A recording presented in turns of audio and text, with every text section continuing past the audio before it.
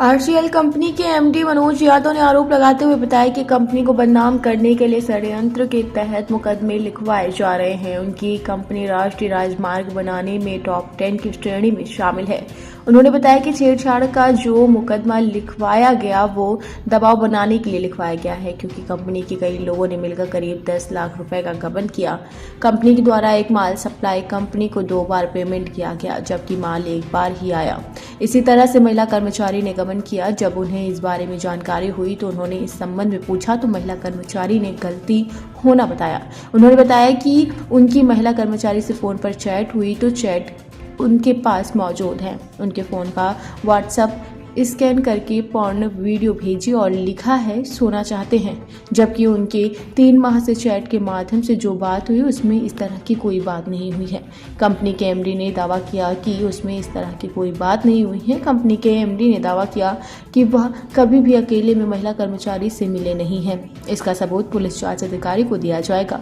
उन्होंने बताया कि उनकी कंपनी में ही कैशियर के पद पर कार्यरत पन्नालाल धवन की पत्नी द्वारा आरोप लगाया गया कि कंपनी के कर्मचारियों द्वारा पन्नालाल धवन को अगवा कर लिया गया है, जबकि पन्नालाल धवन अपनी पुत्री के घर बांदा में पाए गए। पन्नालाल धवन के द्वारा भी हिसाब में करीब 7.50 लाख रुपए का हेरफेर किया गया है, जो पन्नालाल ने स्वीकार किया है और रुपए वापस करना स्वीकार भी किया। उन्होंने बताया कि इस तरह षड्यंत्र के तहत कंपनी को बदनाम करने का प्रयास किया जा रहा है। पुलिस जांच में सब सामने आ जाएगा। एमडी ने बताया कि जल्द ही षड्यंत्रकारियों की करतूत सामने आ जाएगी। सीएल की है, बता रहे अवैध खनन किया जा रहा था और डीएम ने खुद कार्रवाई की है।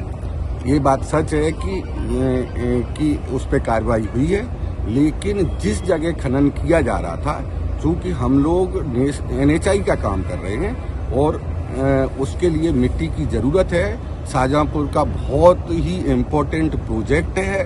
कुछ लोग उसको गलत तरीके से पेश कर रहे हैं और अधिकारियों को गलत तरीके से गुमराह किया गया, जबकि वास्तविकता ये है कि उस जमीन के परमिशन का तहसील से रिकमेंडेशन हो चुका था और एसडीएम साहब से भी रिकमेंडेशन हो चुका था, और उस पर कहीं गलत फहमी में एक दिन पहले हमारे आदमी को सोचा, जो हमारे कर्मचारी थे, कि ये परमिशन हो गया होगा, लेकिन परमिशन हो नहीं पाया था। डीएम स्तर पे पेंडिंग था, 1-2 दिन में होने वाला था, तो उसमें गलतफहमी में वहाँ पे काम लगा दिया गया था। लेकिन हमारी कंपनी द्वारा कोई भी काम अवैध नहीं किया जा रहा है, न कोई राजस्व का नुकसान किया गया है। रीड दी गई है, उसमें जो मुनीम के गायब होने का पूरा मामला है वो भी क्या इसी से जुड़ा हुआ है? वो 100% इसी से जुड़ा है। चूंकि पहले गबन का जो मामला था, उसी में जब कैशियर जो हमारे धवन जी थे, वो कैशियर थे, काफी पुराने थे, हम उन पर विश्वास भी काफी करते थे, तो उनका जब कैश चेक किया गया तो 7.5 लाख रुपया कैश कम पाया गया था।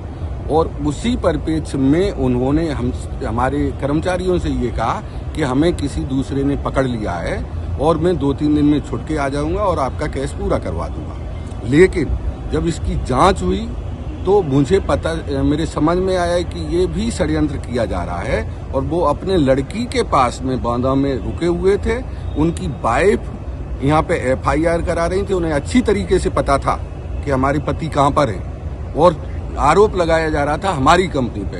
ये टोटल हमारी कंपनी की छवि को डेंट करने के लिए और हमारी छवि को डेंट करने के लिए किया जा रहा है, और पैसा का जो उन्होंने गबन किया है उसको दबाने के लिए किया। कुल कितने का गबन किया था उन्होंने? उन्होंने 7.5 लाख रुपए कैश में कम पाए गए थे, वो उन्होंने एक्सेप्ट भी किया है, और उसको उन्होंने व्हाट्सएप पे कल ही लिखा है कि मैं ये पैसे दे दूंगा।